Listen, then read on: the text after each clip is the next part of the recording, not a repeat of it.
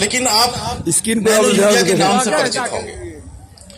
अब कोई भी नई चीज आती है तो मन में एकदम से उसके प्रति स्वीकार्यता नहीं बनती। राष्ट्र ने साल कई बार हम भ्रम का, शंका का शिकार हो जाते हैं। लगता है कि वो 50 किलो 45 किलो की बोरी और ये एक छोटी सी बोतल ये कैसे काम करेंगे। शुरुआत में कई बार हमसे लोग किसान कहते हैं कि ठीक है साहब, आप कह तो रहे हैं, लेकिन सही बताएं तो हमारे मन में विश्वास नहीं होता। तो मैं कहता हूं कि जब 100 वाट 200 वाट का बल्ब जब जो रोशनी देता था, आज 3 वाट और 5 वाट का बल्ब उतनी रोशनी देता है कि नहीं देता? देता महाराज। तो जैसे जैसे हमारा विज्ञान बढ़ता है धीरे धीरे, तो जो ऊर्जा के स्रोत है, ऊर्जा कम खपत से, यानी आप देखिए कि थोड़ा पेट्रोल लगा करके जो ज्यादा गाड़ी ज्यादा दूर तक चलती, ज्यादा माइलेज देती है, आज हम उसको बेहतर समझते हैं। जिसमें हमको ऊर्जा कम देनी पड़े, कम फ्यूल लगा करके हम ज्यादा से ज्यादा जो काम करना है अगर कर सकते हैं तो उसको हम बेहतर समझते हैं। अब आप समझिए कि जो 50 किलो की बोरी थी यूरिया की, उसको 45 किलो का करने के पीछे सरकार की क्या मंशा थी? कम से कम हमारे दिमाग में जो चल रहा है कि हम 2 बोरी डालेंगे, तो ठीक है, 2 बोरी के पीछे 5-5 किलो कम हुआ तो 10 किलो कम हो गया। तो निश्चित तौर पे हम यूरिया का जितना डालना चाहिए उससे कहीं ज्यादा डाल रहे हैं, प्रयोग कर रहे हैं। अब जो हम ज्यादा प्रयोग कर रहे हैं, ये क्या हमारी फसलों के लिए अच्छा है या नहीं है, इस पे हमारा चिंतन होना चाहिए। मेरा प्रश्न भी है आप सबसे, और मैं चिंतन के लिए केवल बात कह रहा हूं कि अगर हम जरूरत से ज्यादा नाइट्रोजन देते हैं तो क्या ये हमारी फसलों के लिए बेहतर है या नहीं? अब आपका क्या उत्तर है मैं नहीं जानता, लेकिन वास्तविकता यह है कि ये ठीक नहीं है। क्यों ठीक नहीं है? नाइट्रोजन हम क्यों देते हैं, यूरिया हम क्यों देते हैं? क्योंकि हमारी फसल को नाइट्रोजन की पूर्ति हो सके, आपूर्ति हो सके। अच्छा, नाइट्रोजन इसलिए जरूरी है कि नाइट्रोजन से ही एमिनो एसिड बनता है, फिर प्रोटीन बनता है, और प्रोटीन किसी भी कोई, चाहे हमारा शरीर हो या पेड़ पौधे हो, प्रोटीन सबसे मुख्य घटक है, सबसे प्रमुख चीज है। तो उसी प्रोटीन को बनाने के लिए नाइट्रोजन की आवश्यकता होती है, इसलिए हम नाइट्रोजन यूरिया देते हैं। लेकिन जब हम जरूरत से ज्यादा देते हैं तो क्या होगा? अब आप ऐसे समझिए कि खेत, हम मान लीजिए गेहूं हमने लगा रखा है, तो गेहूं उत्पादन के लिए लगा रखा है या भूसा के लिए लगा रखा है? नाइट्रोजन एकदम से फसल की वानस्पतिक वृद्धि करता है। और आप कभी भी देखिए, जब आपने ज्यादा यूरिया खेत में डाल रखा है तो आपको देखने में तो लगेगा कि बहुत अच्छा हरा रंग आ गया, फसल एकदम मुलायम हो जाती है, एक सक्युलेंसी जिसको बोलते हैं, एक मुलायमपन आ जाता है फसल में। तो उसका प्रभाव क्या है? उसका दुष्प्रभाव पड़ता है। थोड़ा तो ठीक है, जो नाइट्रोजन की आपूर्ति करना वहां तक तो ठीक है, लेकिन दुष्प्रभाव यह पड़ता है कि कीड़े बीमारियों का प्रकोप फसल पे बढ़ जाता है। कोई भी कीड़ा होगा तो उसको अगर कोई मुलायम फसल मिलेगी या मुलायम पौधा मिलेगा तो उसका रस चूसना उसके लिए आसान होगा। तो कीड़े बीमारियों का प्रकोप उस फसल पर ज्यादा होगा जिस पर आवश्यकता से अधिक नाइट्रोजन डाल रखी गई। दूसरा, रोग रोधिता के साथ साथ जो हमारी ठंड की या बहुत ज्यादा हवा चल रही है, उससे फसल एकदम से गिर जाती है। तो जब पौधा हमारा मजबूत रहेगा तो ये चीजें नहीं होंगी। कभी आप जरूरत से ज्यादा नाइट्रोजन डालने पर ये देखेंगे, आपका खुद का अनुभव होगा कि उसका फायदा नहीं होता, उल्टा नुकसान होता। फसल तो, खेत तो भरा भरा दिखता है, लेकिन हमको खेत भरा भरा दिखे और खलिहान हमारा भरा ना रहे, ये ठीक नहीं है।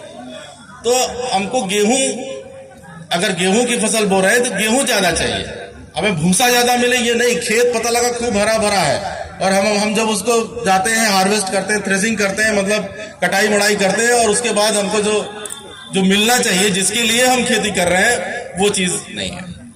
तो इस पूरी बात को समझते हुए आपको ये दिमाग में रखना होगा कि नाइट्रोजन हमारी फसल को धीरे धीरे एक लंबी अवधि तक मिले, वो अच्छा होता है।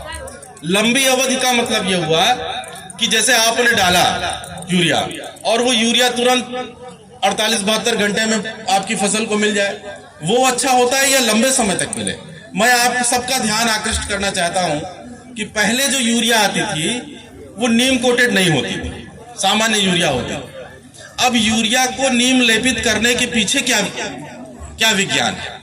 तो नीम कोटिंग अगर हम करते हैं यूरिया के दानों का, तो उसके पीछे केवल मकसद यही था कि वो जो नाइट्रोजन है वो धीरे धीरे घुल करके वो फसल को मिले, एक लंबी अवधि तक मिले।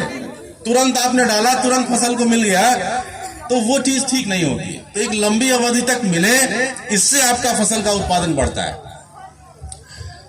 तो उसी सारी बातों को आप ये समझिए, अगर नैनो यूरिया का प्रयोग किसान करता है तो ये सारी दिक्कतें अपने आप खत्म हो जाती, सॉल्व हो जाती। कैसे?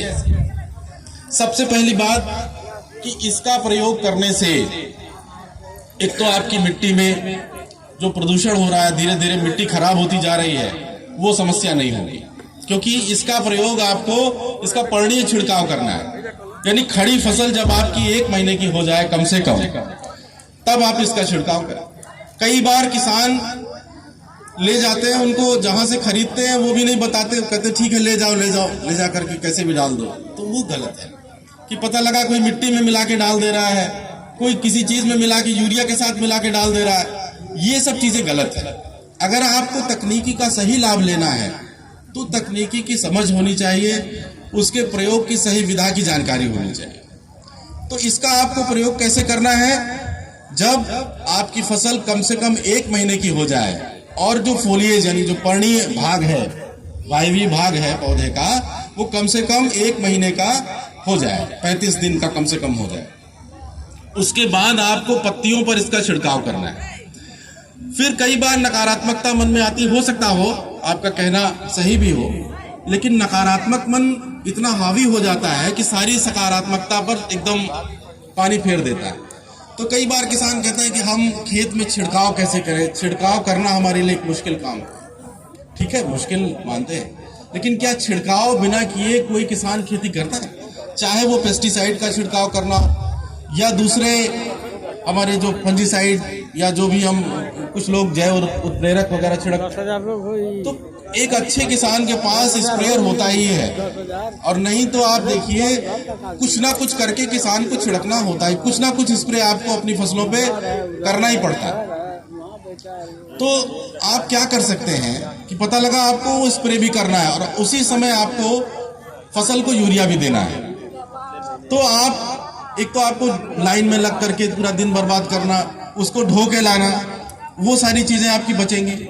प्लस आप कोई भी फंजीसाइड, कोई भी आप कृषि रसायन जो आपको स्प्रे करना है, वो चीज आप छिड़कना चाहते हैं तो आप इसके साथ मिला सकते हैं। मिला करके बस थोड़ी सावधानी आपको ये रखनी है कि उसको जार टेस्ट करें। अब जार टेस्ट आप कहेंगे कोई बड़ी चीज, कुछ नहीं। जार टेस्ट का मतलब सिर्फ इतना है कि इसका आधा ढक्कन या उससे थोड़ा कम निकाल करके किसी ग्लास में डाल दीजिए, पानी उसमें होना चाहिए थोड़ा, और जो दूसरा रसायन है, जो भी दवा आपको छिड़कनी है वो उसमें डाल दीजिए और घोल करके थोड़ी देर के लिए छोड़ दीजिए, 10 मिनट 5 मिनट। तो अगर आप देखिए उसमें दही की तरह थक्का नहीं जम रहा है, तो आप उन दोनों को मिला करके फसल पे छिड़किए। वो कीड़े मारने की दवा या जो भी जिसके लिए वो आप प्रयोग कर रहे हैं दूसरी दवा, वो अपना काम करेगी और ये अपना काम करेगी। ये नाइट्रोजन की पूरी आपूर्ति कर देगा आपकी फसल को, और वो जो है वो जिसके लिए अपेक्षित है वो अपना पूरा वो काम करेगा। लेकिन अगर मान लीजिए थक्का जम जा रहा है, ऐसा कम होता है लेकिन संभावना है कि कभी कोई रसायन हो सकता हो ऐसा हो जो इसके साथ कॉम्पेटेबल ना हो, तो फिर आपको यही सलाह दी जाती है कि आप उसको मिला करके स्प्रे न करें। तो अगर थक्का नहीं जम रहा है तो आपकी डबल मेहनत बची, उसको कोई बोरी है उसको ढो के लाना उतनी दूर से, वो बचा, और आपका पैसा भी उसमें बच रहा है। तो ये तो एक पहलू हो गया कि आपको उसका स्प्रे करना है। और दूसरा, कई बार किसान कहते हैं कि हम खेत में उस समय पानी की व्यवस्था कैसे करें। तो मैं जब किसानों के बीच में मैं भी जुड़ा हुआ हूँ, लगभग 3000 किसानों से, कई सारे ग्रुप के माध्यम से, तो किसान बताते हैं कि नहीं, जब हमारे दिमाग में आ जाएगा कि हमको करना है तो फिर हम उसकी विधा ढूंढ लेते हैं। तो अगल बगल किसी के यहाँ सिंचाई हो रही है या खुद को करना है, उसके आगे पीछे हम उसको मैनेज कर लेते हैं। तो ये चीज तो है निश्चित तौर पे, जब हम मन में उसको रखते हैं कि हमको ये करना है, तो उसका सब तरीका हम ढूंढ लेते हैं, नहीं करना तो फिर तो बहानेबाजी। तो ये तो एक पहलू है जो सीधे आपसे जुड़ा हुआ है कि आप अगर आपको यूरिया देना है तो 1 महीने की खड़ी फसल पे आप इसका स्प्रे करें और 4 मिलीलीटर प्रति लीटर। आप वो भी छोड़ दीजिए, इसको ऐसे समझिए कि ये जो ढक्कन है इसका ये 25 मिलीलीटर का होता है। एक टंकी में 18 लीटर के आसपास टंकी होती है, 16-18 लीटर की, तो लगभग इसका 2.5 ढक्कन प्रति टंकी में आप मिला करके जो है स्प्रे कर दीजिए। एक बोतल ये 1 एकड़ के लिए पर्याप्त होती है।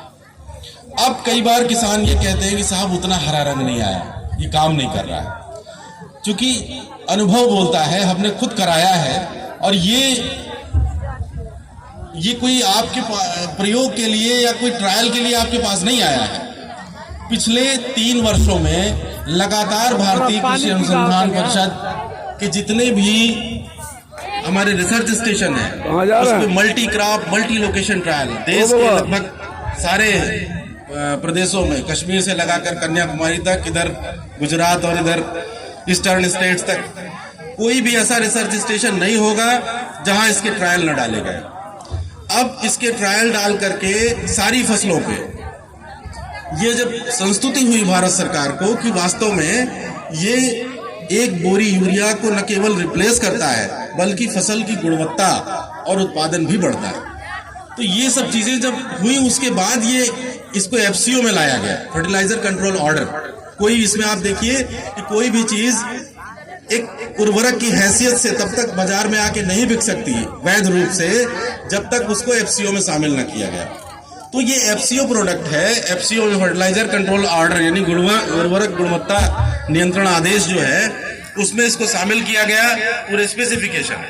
उसके बाद ये आप लोगों के पास आया है, तो इसका इस्तेमाल कैसे करना है ये आपको बेहतर समझना होगा कि जब हम डालते हैं इसको तो स्प्रे करने के बाद किसान कहते हैं एकदम से हरा रंग नहीं आया, तो जो बहुत गाढ़ा हरा रंग है वो नहीं आता है, ये मैं बता दे रहा हूं। ये कहीं इसमें आप मन में भ्रम ना रखिए।